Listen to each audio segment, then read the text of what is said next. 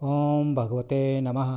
सम्मानित विद्याजनों, देवभूमि एस्ट्रो में आप लोगों का पुनः एक बार स्वागत। आज हम राहु ग्रह, जो कि एक छाया मात्र ग्रह है तथा राहु का स्वयं का कोई प्रभाव नहीं होता। यह ग्रह जिस ग्रह के घर में बैठता है या जिस ग्रह के स्वामी के साथ बैठता है उसके अनुसार ही फल प्रदान करता है। राहु जीवन में संघर्ष को बढ़ाता है तथा दुख प्रदान करता है, ऐसा माना जाता है। लेकिन इसके साथ साथ यह मनुष्य को कई बार जीवन में सुंदर फल भी प्रदान करता है।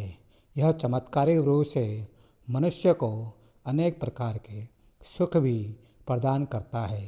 तो जाने राहु के द्वादश भावों में फलों का क्या सुफल प्राप्त होता है।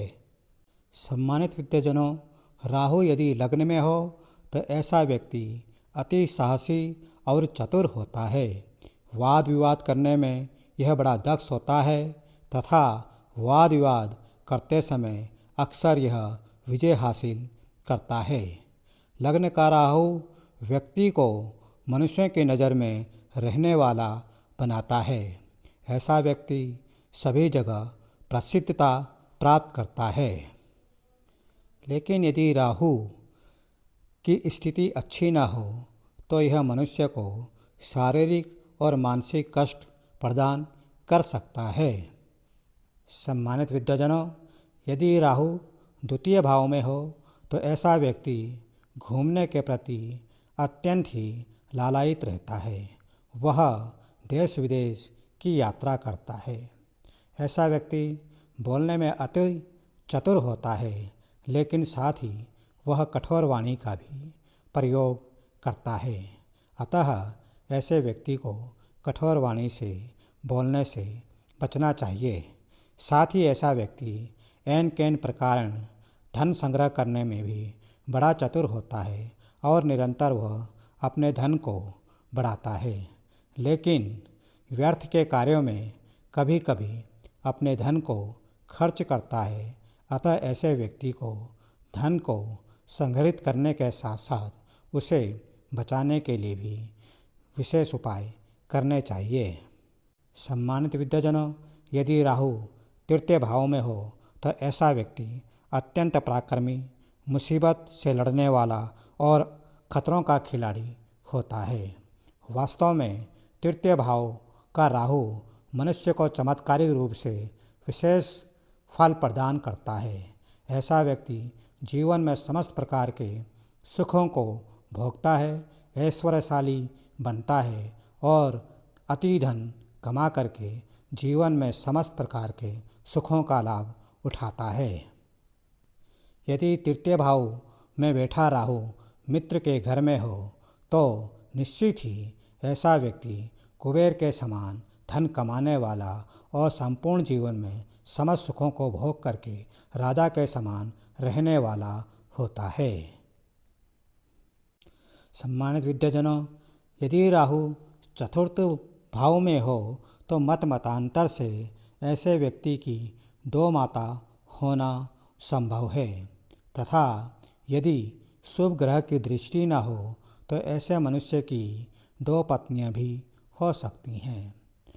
सम्मानित विद्याजनों, राहु चतुर्थ भाव में कुछ कष्ट जरूर देता है। यह मानसिक और शारीरिक दोनों प्रकार से हो सकता है।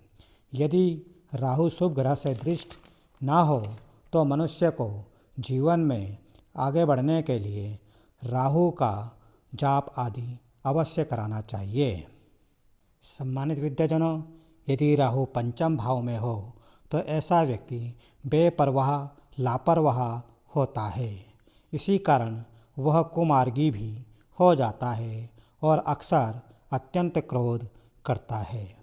पंचम भाव में राहु होने के कारण ऐसे मनुष्य को संतान संबंधी परेशानी भी होती है तथा यदि राहु पर शुभ ग्रह की दृष्टि न हो तो मनुष्य को उदर रोग या हृदय रोग होने की भी संभावना रहती है। लेकिन ऐसा मनुष्य रहस्यमय विद्या का ज्ञाता होता है। वह तंत्र मंत्र में अति निपुण होता है और तंत्र मंत्र विद्या का ज्ञाता होता है। ऐसा व्यक्ति एक बहुत ही प्रसिद्ध ज्योतिषी भी हो सकता है। अतः ऐसे मनुष्य को अपने मन पर संयम रखना चाहिए, जिससे वह संसार में अपने विद्या के द्वारा यश प्राप्त करे और मनुष्य जाति की भलाई करे। सम्मानित विद्याजनों, राहु यदि छठवें भाव में हो तो ऐसा राहु अत्यंत ही सुखकारी होता है और शुभ लाभ प्रदान करता है। ऐसा व्यक्ति गंभीर व्यक्तित्व का, सुखी और ऐश्वर्यवान होता है। ऐसा व्यक्ति अति विद्वान होता है और राजा के समान यश प्राप्त करता है। शत्रुओं पर वह पूर्णतः विजय प्राप्त करके उनसे धन की प्राप्ति भी करता है। ऐसे व्यक्ति को धन और यश दोनों की प्राप्ति होती है। वास्तव में छठे भाव का राहु मनुष्य को चमत्कारी रूप से विशेष लाभ प्रदान करता है। प्रिय सम्मानित विद्याजनों, आप लोग अपनी अपनी कुंडली में इन योगों को जरूर परिलक्षित करें और जानें तथा समझें। कमेंट बॉक्स में ज़रूर कमेंट करें। साथ ही वीडियो को लाइक और सब्सक्राइब अवश्य करें। जय माँ भगदम्बा, जय माँ जगदम्बा, जय माँ भवानी। ओम नमः शिवाय।